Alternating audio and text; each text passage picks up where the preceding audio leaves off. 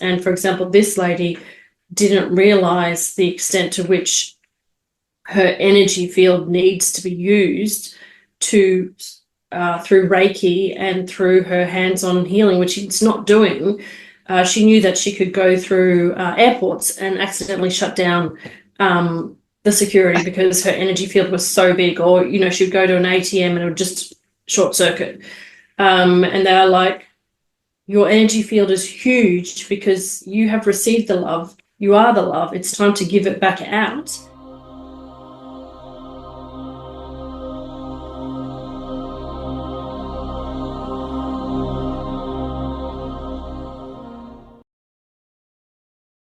Katische, thank you so much for joining me. You are a podcaster as well. And the reason why I'm excited to have you is because I love what the work is that you do. So before we go into the work that you do, just share a bit with us what led you to that work. You know, what is your own personal journey? I think for everybody, isn't it? Frustration or their own problems and issues in life lead them to the work that they're doing. And I guess I started off in a very traditional background. So I went to university, I did an undergraduate degree in business and marketing, then I did a master's in marketing, and then I worked for Accenture, a management consultancy. Worked in the world of e-commerce and building websites and getting mobile phone content onto the internet. And I didn't like the consulting world. It didn't gel with me. I didn't like, I expected that's what I wanted to do because I did a master's degree in it. I thought that was going to be what I wanted to do. And it didn't work out for me. And so I wanted to follow my passion, and it led into the wine industry. I retrained into the wine industry, and I did some postgrad quals in the wine industry, so wine marketing, and also with Le Cordon Bleu, with food and wine gastronomy studies. So I went really intensively into the wine industry for a couple of years. I had a lot of fun, but that sort of wasn't right. And I just kept following my passions and interests, trying to figure out where do I fit in the world. Meanwhile, I got married, had kids, got divorced. And when I got divorced, it was like, well, what do I do now? Because I'm going to stay at home with my kids and I want to do a business. So I started looking by need into aromatherapy. You know, you're a mum and you want to help your kids when they're sick. And so I studied aromatherapy very intensively. At the same time, I learned to become a photographer. So I've always had multiple things going at once. And the aromatherapy led into sound healing. And I guess you could say the journey has been about the mind and all of the senses. So the business consulting world was the mind to start with. And then the aromatherapy was the olfactory system, so smell. The wine industry was both the taste and the smell and the sight as well, because, I had to learn how to do it like a professional person who grew the grapes and then made the wine. So I did all aspects of it. And then sound was sound. And then the sound healing led into past life regressions. They just sort of all happened seamlessly as I followed my interests. And I think I was having a conversation with a friend who I met through some Facebook groups. And I was doing sound healings, shamanic style sound healings, which I was just intuitively drawn to. And I said to her, I'm pretty sure I can take people into past lives. She said, I'm pretty sure you can too, one of those wink, nudge, nudge kind of things. And I just boom. And I was like, I'd done this for my whole forever. And I was like, okay, I know how to do this inside out, back to front. And it kind of just led from there. And so I've just been documenting my journey, my fascination with answering the question, where do I fit in the world? How do I solve problems that I face as they arise? If I use mainstream methods and do courses and things and they don't work, but they seem to work for other people, why is that it's not working? And I guess it's always been answering questions, searching, finding out. And it was through understanding the way that our mind works and doing lots of different courses and reading lots of different books to understand the subconscious mind, the conscious mind, and the superconscious mind. and the role in all three of those areas to understand how we behave, operate, and grow as human beings in this lifetime and in all the others. Yeah, so that's how it started. A lot of people I interview have come out of corporate and said that just doesn't work. And I think the whole corporate infrastructure is collapsing at the moment. Yeah, these power structures. Yeah, I So think it's tell us a little. like that. Yeah. Yeah, I think it's very much So like tell that. I us. think people. Yeah, I'm glad to see it. I'm glad to see it go. The subconscious, the superconscious, and the conscious mind. For those who don't understand it, maybe just give us a bit of a description on what each of those functions are and why. Because, a lot of the arguments I've heard people saying is, I can't remember my past life. And I try to explain to them that this conscious mind has no memory because it didn't exist in that lifetime. But yeah, maybe just. Yeah, so basically, conscious mind is your awareness of the here and now, the right now. The subconscious mind is like the filing cabinet, and each drawer or manila folder in that filing cabinet is a repository of all of the experiences that you've ever had. Every thought, emotion, belief, situation, experience that you've had. Okay, so what happens is that the superconscious mind then is the repository. It's like the gigantic library for your soul, and it has every single file from every single lifetime.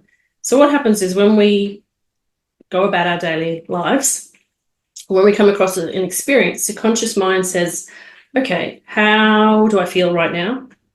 How am I going to react to this situation?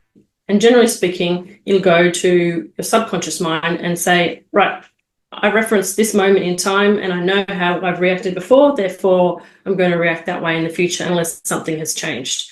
So it's sort of like, I've been in this situation, how do we react before? Oh, yep, I know how to deal with this situation. But sometimes there are things that have happened to us, or there are reactions that we have that are illogical, irrational. We can't explain it. We don't understand why we did it, why we went there, why we chose this lane, why we bought that car, or why we were attracted to this particular thing. There's somebody else looked at your life, they would say, I have got no idea why she made that decision. It doesn't make sense. And what that is there's a master file, what I call the root file, which says, we've faced this situation so many times before, and this is how we have chosen to behave emotionally, physically, spiritually, lifetime after lifetime after lifetime. So we're going to do this default, whether she realizes or not, it's default. And the reason that it's default is because we reinforce our behavior, right? Every situation where we react some way, we're reinforcing it. And we create belief systems. And so if we have a very strong belief system because we have faced this situation many times before, we're going to go on that instinctually. And it doesn't make sense to us in this moment because we don't understand why we're behaving like that. And it's not until you ask your mind to go to the original cause of the behavior or the emotional reaction and just be open to it that you can go, oh, that's actually not even from this lifetime. And I can see myself as a lady who lives in Switzerland and I'm herding with the cows and this situation happened. And you could not explain that if you tried because it doesn't make sense because you don't remember being there. And the thing is that the reason that we don't remember is because there's, for the soul exists everywhere all at once. So all of your lifetimes ever always exist at exactly the same time, moment in time, because there's only the now moment, yeah? There's the past, yes, that's why we call it past lives, but they're actually now. And it's not based on a linear time fashion. It's based on they're all occurring right here, right now. And so, yes, you, Natasha, have never been here before. This is the first time you've been Natasha Williams. This is the first time I've been Katische Haberfield. And if you imagine it as like a monopoly pie, right? The soul's made up, or a flower petal, whichever you like. Each pie is a different personality, or different avatar, if you want to call it that, different identity. And so right now you're the pink piece of pie that says, I am Natasha, and I'm here to do this, and I believe this. And I don't need to understand the other parts of the pie unless I am here to grow my soul to heal something, to experience a contrasting situation, to help somebody else out, to pull on resources or learnings or skills from other lifetimes, and I need to access that information. So does that kind of explain it? Yeah, I love the way you explained it. Yeah, so then it's you don't really need to know that information unless you do need to know it, and you won't know until you need to know it. yeah, I suppose it's when you keep being faced with a repetitive problem that you start taking notice and saying, well, this keeps coming up. I better look at this. Yeah. And the So, easiest one people can look at is relationships. oh yeah, especially close ones or next family. Yes, romantic relationships is easier. It's the easiest one to be able to say, I'm attracting the same kind of person. Because you can say, well, why are you?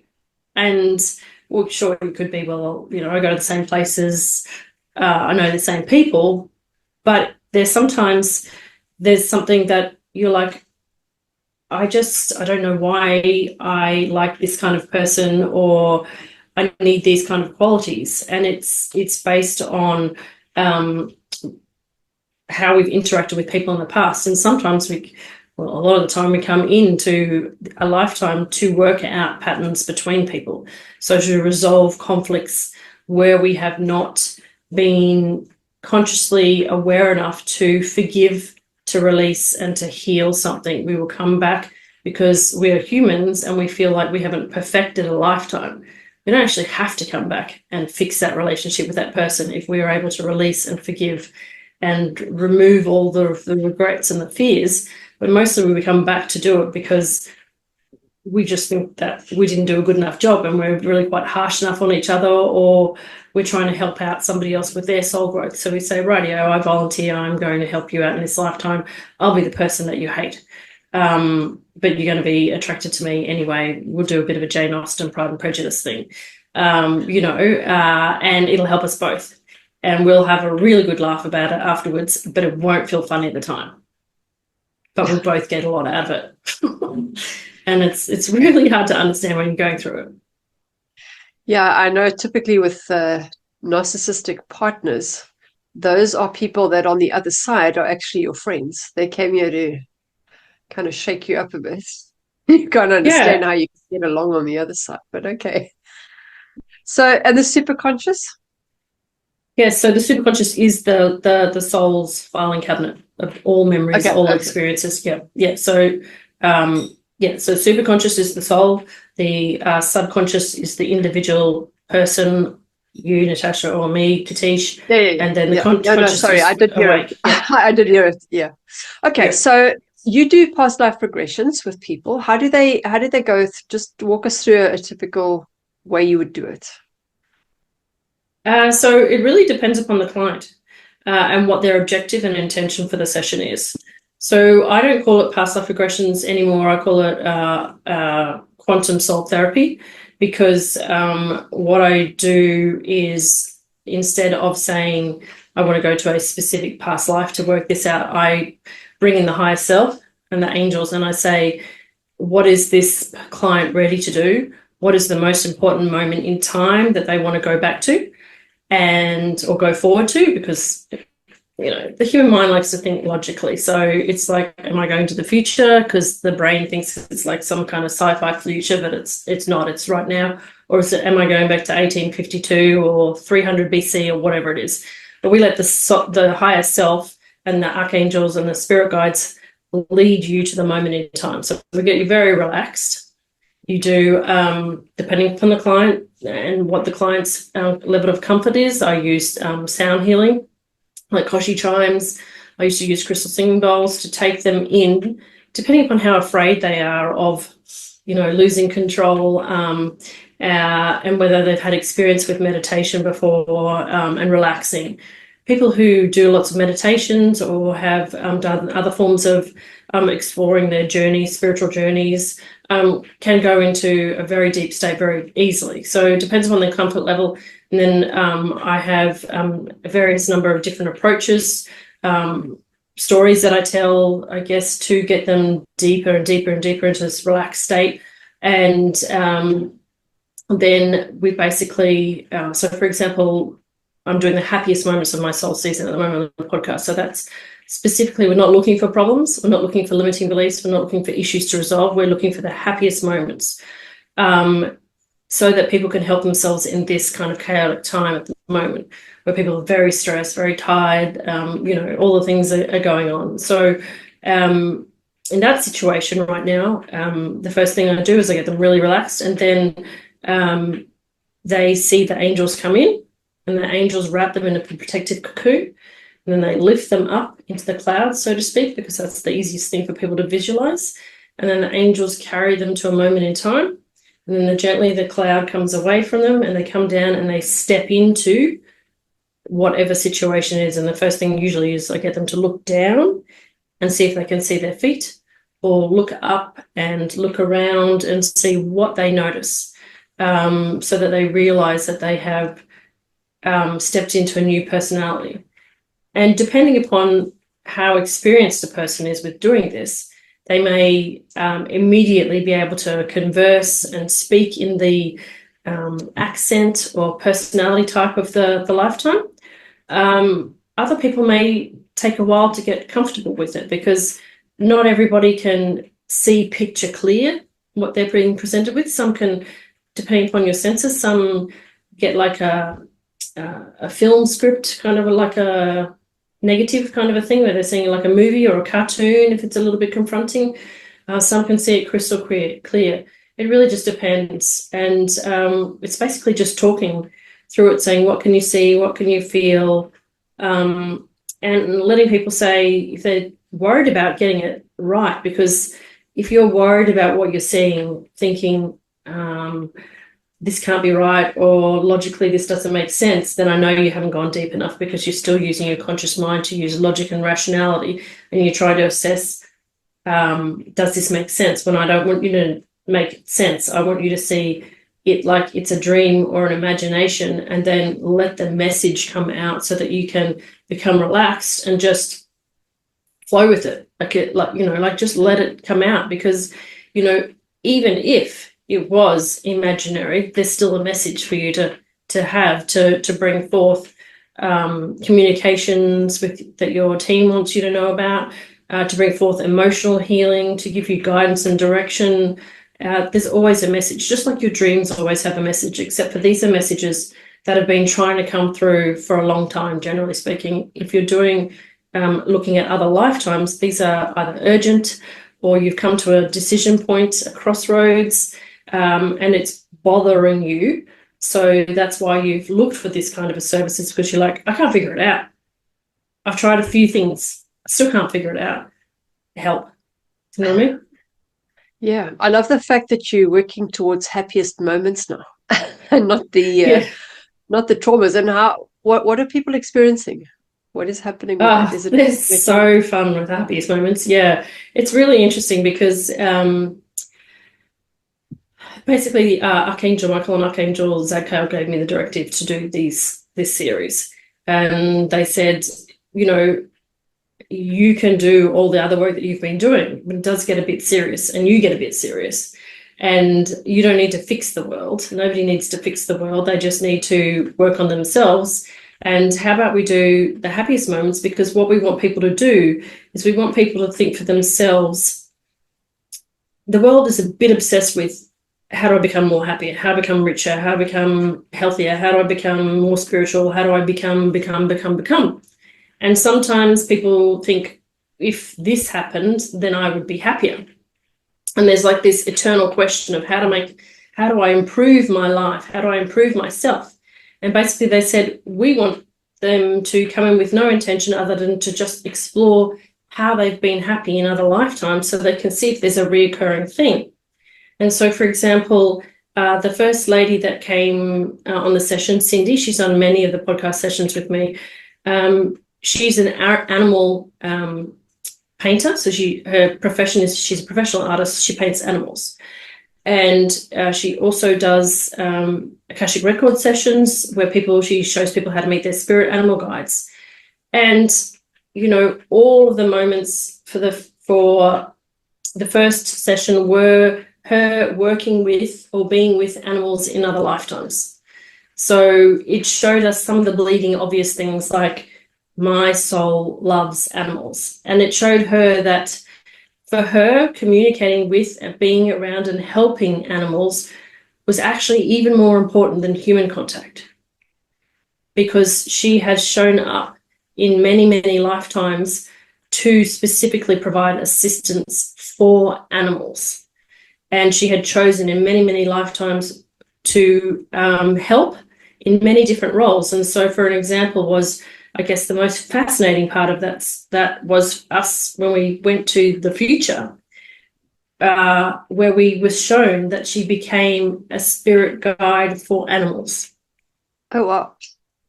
Yes. So it's like seeing yourself as like seeing all your human incarnations and then going to the light and going, right, I've done my service to the animals. Now I'm going to help the animals help the humans.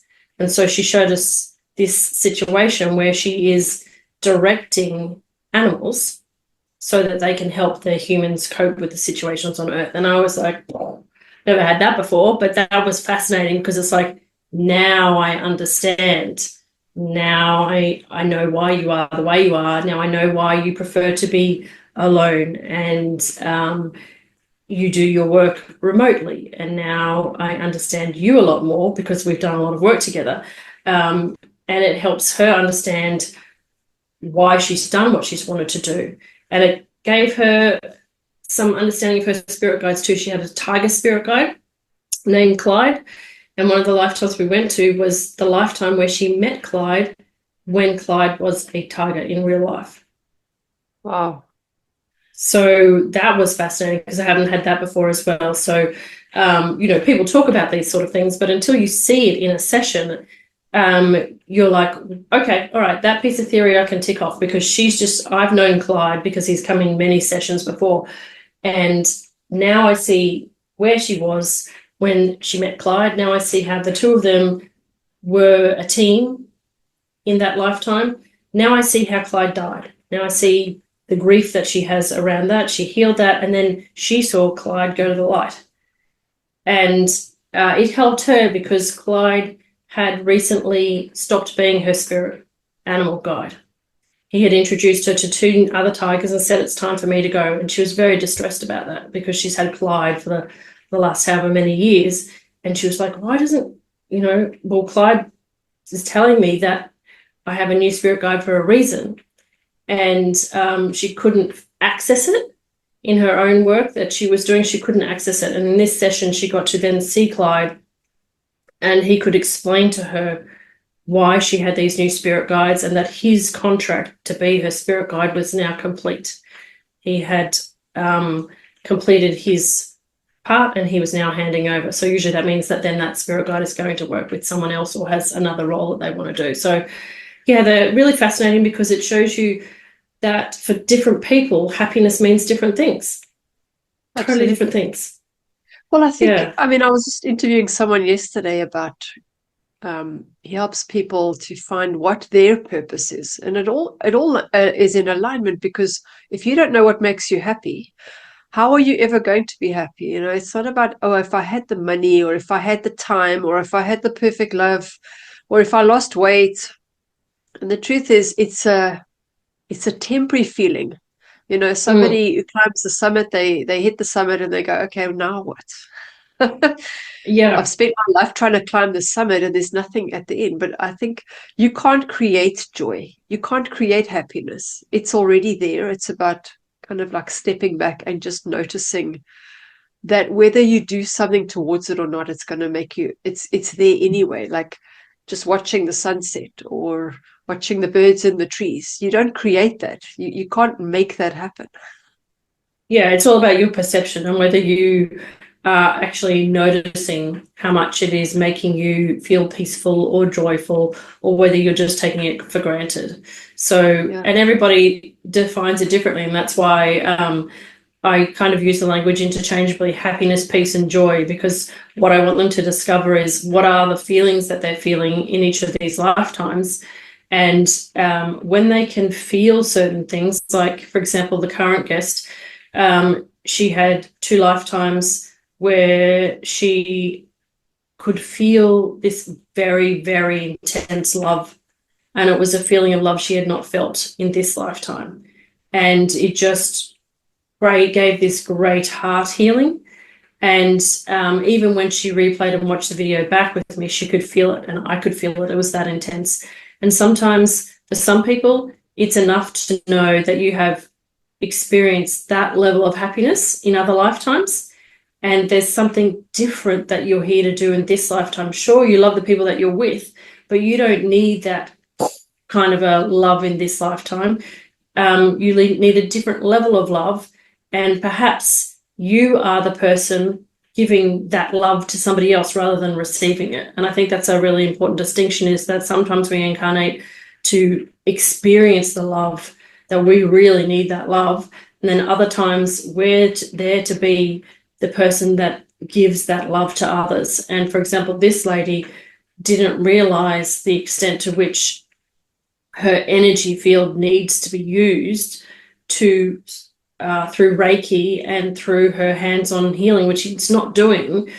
She knew that she could go through airports and accidentally shut down the security because her energy field was so big, or, you know, she'd go to an ATM and it would just short circuit. And they're like, your energy field is huge because you have received the love. You are the love. It's time to give it back out. And you're just experiencing like you've got extra energy. Go use it. Go help people.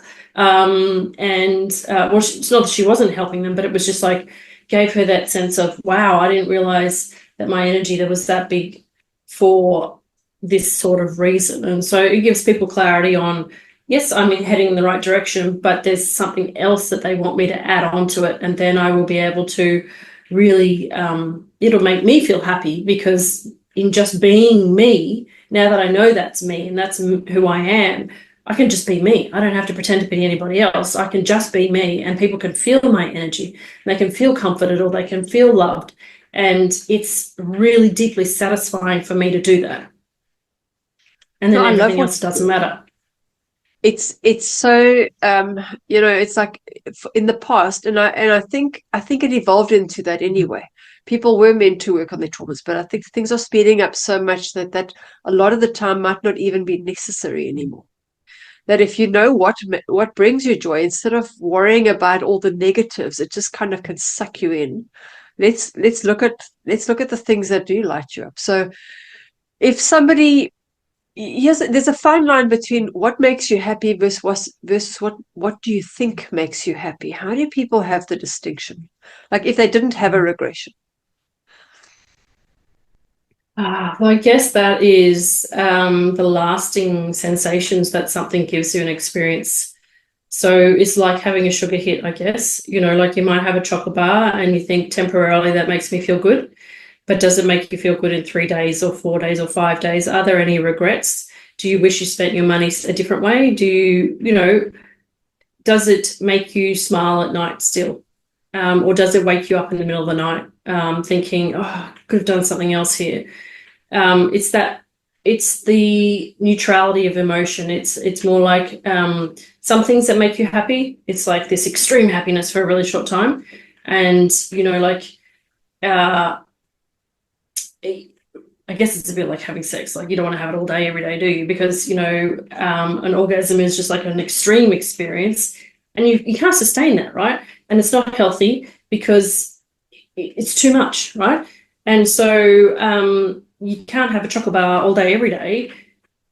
You have to find something that is a sustainable happiness, a sustainable peace, a sustainable joy. You can do other things whilst you're still doing that, enjoying that. You can be who you are without being absorbed in the moment so much that you're oblivious to everything else 24/7. So it's about understanding the variables and experimenting and saying, if I was presented with this situation again, would I do it again twice? Sure. Would I do it again 3 times? Yes. But could I do it day in, day out and still retain that joy, peace, and satisfaction? And I think that's the difference with people who are driven by this pure passion and sole purpose is that, yes, they need to make money from it, but most importantly, it lights them up. They get to be seen for who they are. They feel authentic. They feel themselves, and they don't care if they're doing it in their pajamas or in a ball gown. They don't care basically what anyone thinks of them, because they feel confident and certain in who they are, and they're going to do it anyway. Do you know what I mean? And sure, they need to rest and sleep and have a holiday or whatever, but then they come back and like, I want to do again, another one. I want to do another one. I want to do it again. You know what I mean? This lights me up. This makes me feel good, and it makes the other person feel good, you know? I'm not taking anything away from or hurting anyone or manipulating them or taking advantage of them. This is a win-win situation. I think that's probably how I would describe it. Yeah. So what about an example where somebody might say, well, if I had a relationship, then I'd be happy. I'm so lonely, I'm single.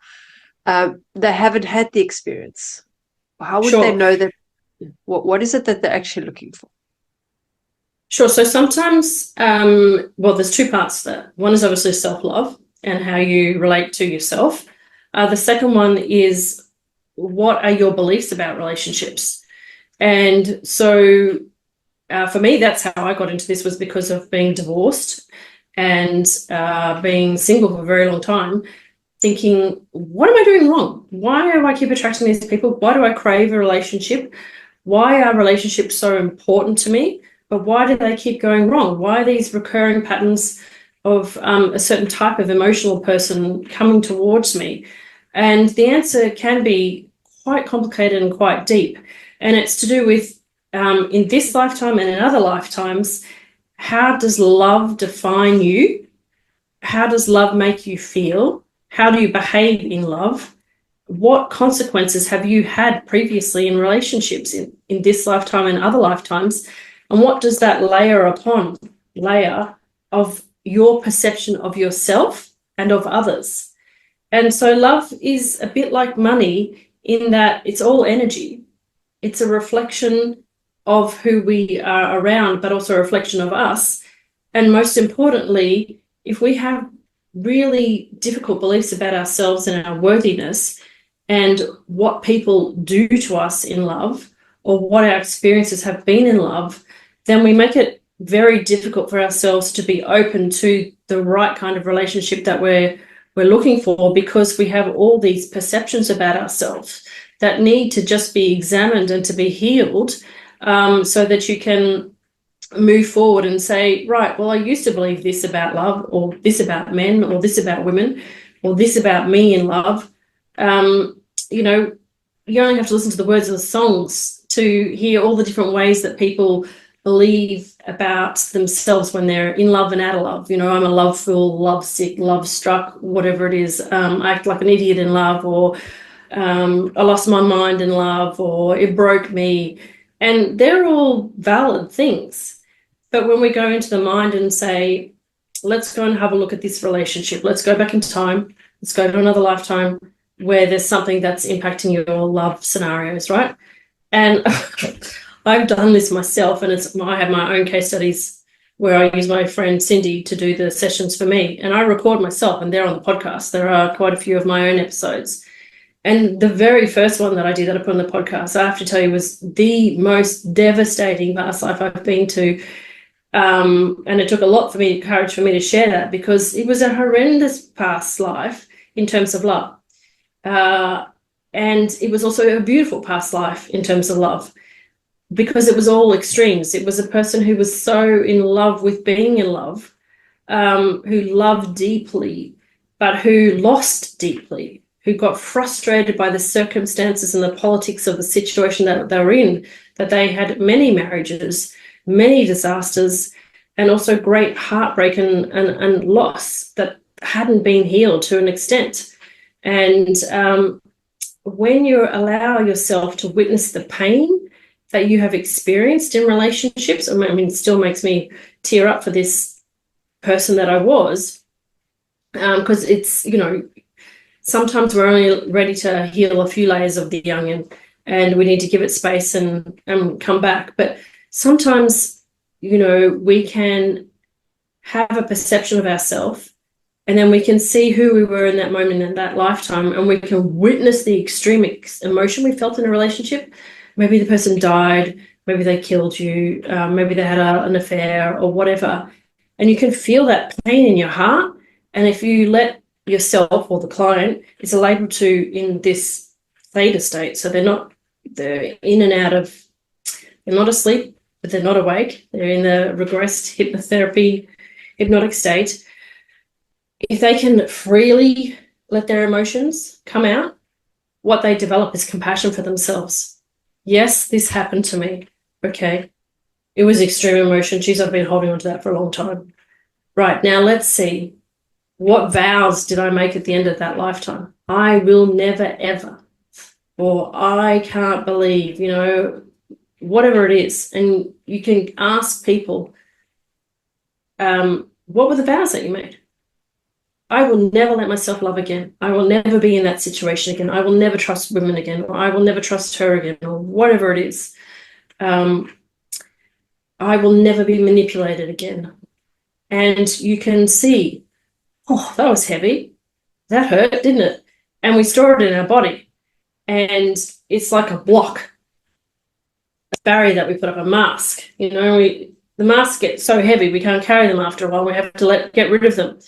And we can then say, okay, so this happened to you. You poor thing. What's the wisdom that we can get from this situation now? How did it help you? Oh, never thought about that. Of course you haven't thought about it, because let's bring in your spirit guides and your angels and let's hear their perspective on it. Let's hear your perspective now as we take you to the life between lives and say, what is the lesson that you learned? Oh, the lesson is I shouldn't trust gossip. I made a decision that was fatal based on gossip or hearsay. Or it could be as simple as I really wanted to feel the depths of love that I've never felt before. So I wanted you to throw everything that you could at me.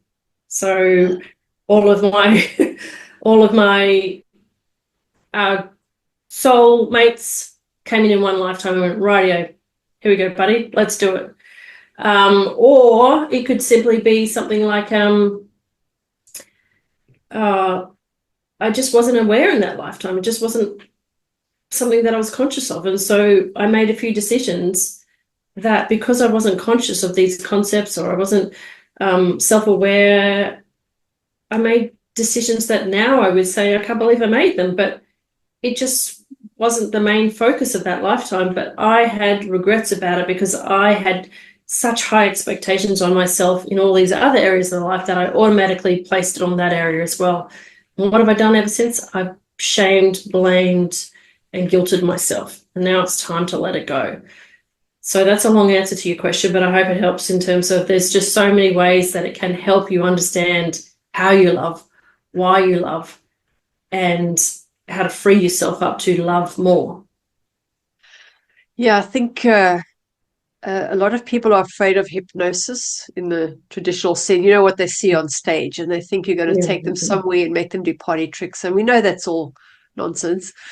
But you do bring it with. It's not that you're going to wake up and forget. It's actually going to have such a profound impact on your life now, because you can see how that has played out. So have you had clients that have done a 360 turnaround with certain things that have Yeah, for sure. So I have one recurring guest who she's a private client and on the podcast, and she went through several divorces, and we've worked on her money limiting beliefs as well as her love limiting beliefs, and they're connected. They are very connected. Love and money are connected because it's all about self-worth. And she very shortly after some sessions that we did on the love season of the podcast, she found a new partner, and she's been with him for several years now. They just moved in together about 6 months ago. She's blissfully happy. And she's somebody who was physically, emotionally, mentally abused in 2 marriages. So, and she's attracted a real sweetheart, and we were able to go to the Life Between Lives sessions to see that he's part of her soul family and that it was meant to be for him to come in to help her heal her heart. So it just makes you feel so good, because you're like, See, it was going to be okay. He was coming anyway, but you had to heal some stuff so that you could trust that he was a man that was trustworthy for you, and that he wasn't going to be like the other ones were. Whereas if you had all the walls up still, you might have prejudged him and not opened your heart to him, and you would have missed a beautiful opportunity. But he would have kept trying, and maybe you would have taken another lifetime for you two to get together. But now you're together, and it's beautiful to see. Yeah, that's So awesome. that's an example. Another example, which is sort of like the reverse, is clients who have had situations where their current husband or wife has come in this lifetime because they needed to heal something that they felt very guilty about in a previous lifetime. So something happened in a previous lifetime, and in this lifetime, they've come to sort of like repair the damage, so to speak. And the person that comes for the session might be like, my business has failed and my husband isn't doing his part. I can't get him to get a job or whatever it is. And even though the husband's not the client, if they have been in a session together, they've been together in a past life, we can see what happened in that situation, and we can heal her so that she's able to help him through without breaking his confidence in the issues that he might be facing in his lifetime. And perhaps she has some skills, and she was a spiritual provider herself. She could then use her understanding of him to have more compassion and to help him with the skills and the knowledge that she had. Because we never force or tell people information that they don't need, but the insights that we can have about our own role can show us the way to not misinterpreting what they say, or to find new avenues to help them in ways that feel less, I'm trying to be your boss, or I'm trying to be your mother, not your wife, and you should do this. And it just opens up dialogue so that you can coexist more peacefully, because you just have suddenly a different perspective on why they are behaving that way, and they don't even have to be involved. It's your perception of them that has changed, so your behavior around them changes, and that softens the energy between the two of you. Yeah, well, the relationships are holographic. It's like when you Yeah. change, people see a new you, so they've got no choice but to behave differently towards you. Yeah. Yeah. So how does ancestral trauma play a role in that? Because sometimes we take on issues that aren't us, that maybe are your parents or Yeah, for sure. grandparents. So when we choose this particular vessel, this body, we choose a set of parents who come with all of the ancestral trauma, right? And so before we incarnate, we choose our parents. And, it's not like we get this great big legal document that says these are all the things that you're coming into this family. It's a quick decision. Right, do you want this body, or this body? And we see these in their sessions, life between life sessions. And we go, all right, so if I choose this body, give me the three things that are potentially going to be an issue, and the three main things of this lifetime, and how will that fit in with what I want to do? What's the same here and what's the same there? So sometimes you might choose that you want to deal with a situation to help your soul grow. Maybe you have chosen to step into a family that has a genetic disability because you want to learn, I'm going to make it up here, but something about appearance, or using the physical body, or learning to communicate in different ways. So you might actually actively choose that, or it might be quite a complete surprise. Sometimes you may choose to help out a lineage. So it's like, this lineage here is very important to the world, and they're not moving forward, and the world needs them to move forward. And so I'm going to incarnate into that lineage to heal that lineage. And so you do the work for them so that it heals all the way back through the lines. And sometimes your particular choice is to continually reincarnate within a particular lineage, because you have a specific contract for those souls and a particular passion for them. So could make it up. Maybe you are always in the royal family and you keep incarnating in the royal family to help them through certain issues until that issue is worked out, and then go and have another adventure. So yes, it can be a number of different reasons why you choose your family. Sometimes it's a challenge, sometimes it's a passion, sometimes there's something that you can help them with, or sometimes that perspective of that family can give you a contrasting situation to another situation where you've been in. So that's where race issues can come in. Like maybe you want to understand opposing oppressive situations. So maybe in one lifetime you're in a culture where your skin made you be a dominator for another skin color, and in the next lifetime you're like, well, that wasn't very good, I'm not very happy about that, so let me see it from the other point of view. And that's why we do ask people, what's the color of your skin and is it relevant? Oh, right, yes, I've got very white skin this time and I've got red hair, and I don't remember having this before, but isn't this interesting? Because I've always been interested in people with big beards and red hair. Oh, right, this is a Viking lifetime, like it's quite fascinating, you find that, and that can dovetail into relationships as well. Why is this lady always attracted to big Viking looking blokes? Well, let me tell you, there's a reason for that, So yeah, this is what I don't get, especially like if you've got maybe a man who doesn't love women, or misogynist or something like that, and you think, well, you don't like women, but you chose this male body this time, but maybe you had a female body the last time, so whatever. Yeah, it's really hard. You can never understand the spiritual role of another person. And maybe they have said that they were going to do something in this lifetime to learn a lesson, and maybe they've chosen not to. We've got free will, right? So they may be showing signs and given opportunities, and they're like, I'm just going to have another beer tonight. I'm just not going to read that book. I'm going to flick past that channel. No, I'm not going to go up and say hello to that person. And each time their team has tried to say, here's the opportunity to do what you wanted to do, mate, or love, what do you want to call the male or female situation, they actively choose not to follow the information that is being presented right in front of them. And so, don't step in and say, they will give you opportunity after opportunity, but there will be exit points as well. So exit points are where you have pre-planned death points, where you've said, if this goes so far this way, you're going to leave, because we've tried to do this 72 times or 5 times or whatever, and your soul can't afford to miss this again. So if you don't follow the signs, then we pre-agreed with you beforehand that you're going to exit now, or we already know that you have some difficult situations coming ahead because of the body that you chose. And so if it is as difficult as we think it's going to be, then you may have already predetermined, I'm going to achieve everything by the time that I'm 43 or something, and then I'll be at peace, and then I can go.